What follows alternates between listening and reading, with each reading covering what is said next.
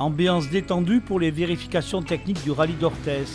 Chaque pilote doit présenter un bolide conforme aux normes de sécurité. Ces prototypes de 300 chevaux sont tous équipés d'arceaux renforcés et l'habitacle constitue une cellule de protection. Les instincteurs 2022, ok. Où c'est que tu as les coupes-sangles, Vincent là, ah oui, sur le quai, sur la boîte. Ok. Donc il faut regarder tous les éléments de sécurité. C'est simple. Les conformités, on ne les fait pas dans l'épreuve, mais la sécurité est primordiale au départ. Troisième manche du championnat, le rallye d'Orthez s'annonce relevé.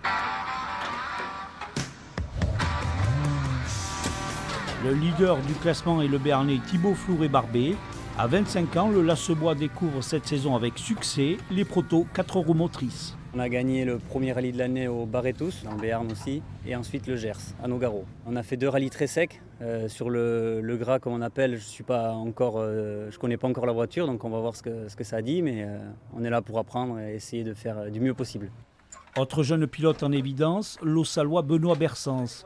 Le garagiste de Louis Juson est un passionné de tout-terrain. Mon grand-père qui nous a menés sur les spéciales avec mon frère, notamment au rallye des Cimes.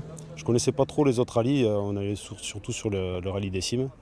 Et voilà, depuis tout gosse, on avait envie d'en découdre dans ces engins fabuleux là. 13 spéciales sont au programme du rallye d'Orthez. Samedi, les pilotes ont rendez-vous en Chalosse. Dimanche, les pistes vallonnées et spectaculaires sont tracées autour de Sainte-Suzanne.